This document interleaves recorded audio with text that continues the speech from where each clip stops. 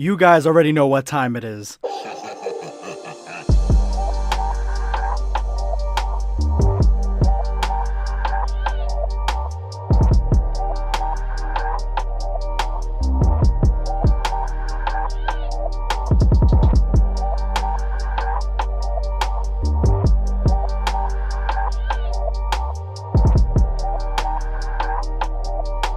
Let's go. Dragonball Absalon Episode 3 is something that I have very mixed opinions on, actually. But before I jump into that, y'all know that I am running sort of a fan art contest on who can put the most drip on Goku Black. And today's entry comes from Mr. Saiyan Pride on Twitter. He is an artist. I'm going to leave a link to his Twitter account in the description below and the top comment. Go ahead and check it out. But he did my boy Goku Black justice. I have never seen any art that puts drip on Dragon Ball characters, specifically the Saiyans, and also gives them a fade. This is 100% yes. Thank you so much, Mr. Saiyan Pride. Let's jump back into Absalon. So episode 4 of Dragon Ball Absalon came out a few months after episode 3, and I'm not exactly sure if they were both being worked on at the same time and then they just kind of cut the episodes to have episode 3 and 4, or in those few months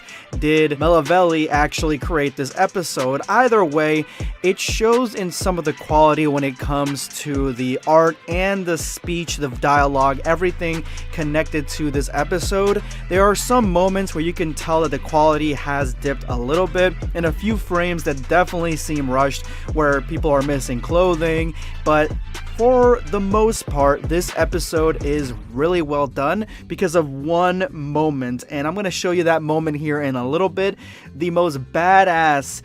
of the most badass Super Saiyan 4 transformations I've ever seen. Now, I'm on record as saying that Dragon Ball Deliverance has my favorite Super Saiyan 4 transformation of all time, with Vegeta transforming into a Super Saiyan 4 in front of Broly while declaring himself the Prince of all Saiyans in front of the monster. This, in my opinion, is still reigning king, but if this is reigning king, then this is the Prince of Transformations, because it happens to a character whose name I don't even know, but he quickly has risen to become one of my favorite characters in this series. So as opposed to every other episode that we've gotten so far, the intro actually happens at the beginning of this episode as opposed to having some footage and then the intro. To me, I can take it or leave it. I do the same thing on my channel sometimes where I have a clip of what I'm talking about, then the intro, or I just put the intro in the very beginning. It doesn't really matter to me all that much.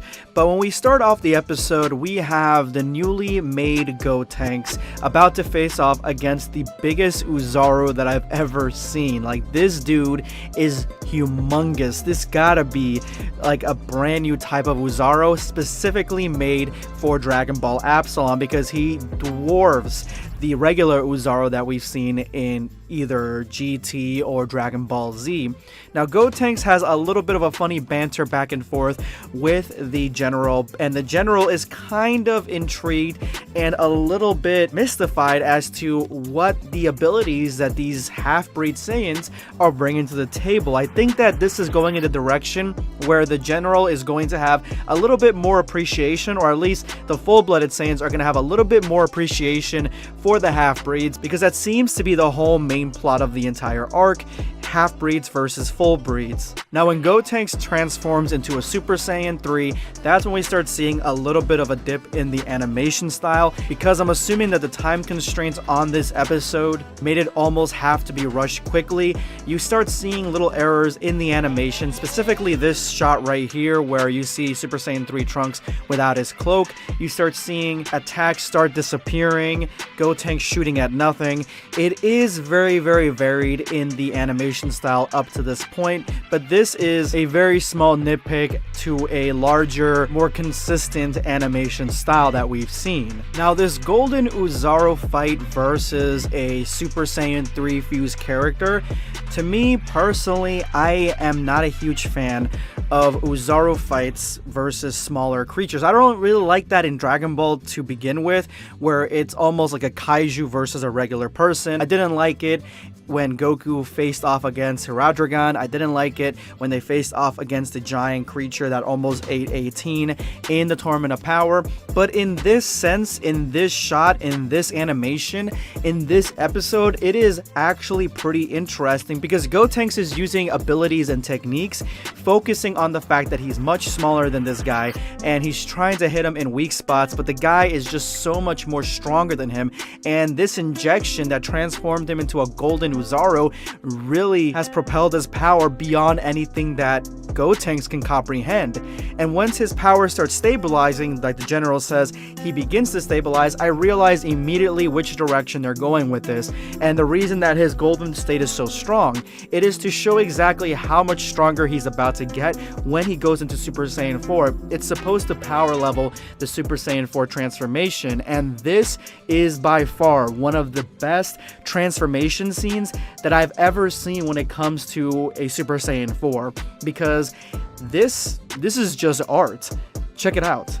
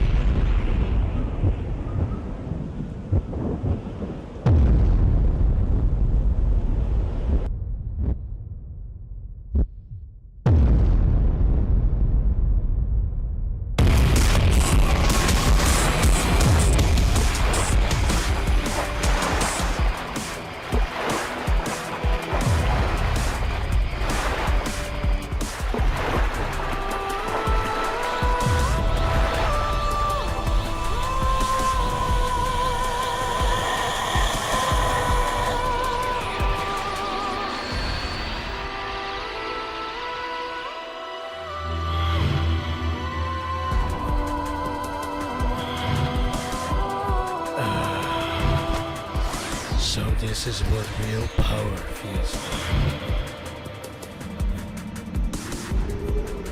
So I do note that the lengthwise of this transformation scene is kind of long, but it is absolutely worth it when you see exactly what comes out the other end. And this guy who was completely defeated by Goten, he had his skin and his hair burned off, and he couldn't take his defeat lying down. He wouldn't take his defeat lying down. He injected himself with something he's not supposed to have that was gonna make his captain pissed off, and then used it to transform into an oozaru, then transform into a Super Saiyan 4. I'm assuming that is the transformation process for the Super Saiyan 4s on Absalon, and it just adds so much to this character whose name I still don't know. I haven't even bothered to go back to the first episode or second episode and look for it, but he's still really badass, and he gets a really cool scene here where he is transforming from Great Ape to Super Saiyan 4. In my opinion, this is done way better than in GT. We cut to Capsule Corp and we see that the animation style again has dipped. Not exactly sure why. Again, I'm thinking maybe it was rushed.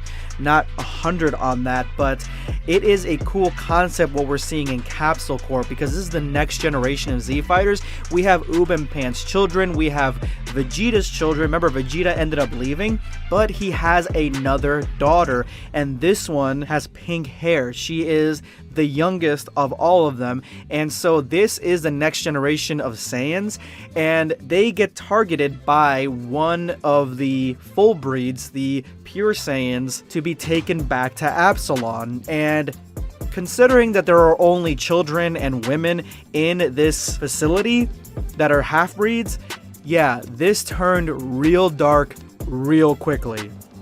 Going back to the main battle, Gotenks can't even land a punch on this guy. It's basically Krillin versus Cell all over again, and the guy uses a really cool ability where he kind of has like a Gatling gun. He shoots it at Gotenks, and Gotenks actually gets shot in the arm. I definitely think it's cool that this key attack works very similar to the way bullets work, but this supremacy on the battlefield doesn't last very long, because the Super Saiyan 4 warrior, he starts collapsing into himself. His arms start getting real big, big. It looks like the Super Saiyan 4 transformation hasn't been properly infused in him. Maybe he's not ready. He was never ready. So before he starts to fall apart similar to Zamasu, he tries to destroy Gotenks with one more devastating attack. This attack, of course, could kill Gotenks, but Gotenks has a trick up his sleeve. He blocks it with a ki shield and a ki blast that he threw up in the air earlier in the fight. He still had it up in orbit, and he shoots it down in the dude's blind spot, severing his head from his shoulders, and that is the end of one of the coolest unnamed, or at least I don't remember the name, characters that I've ever seen.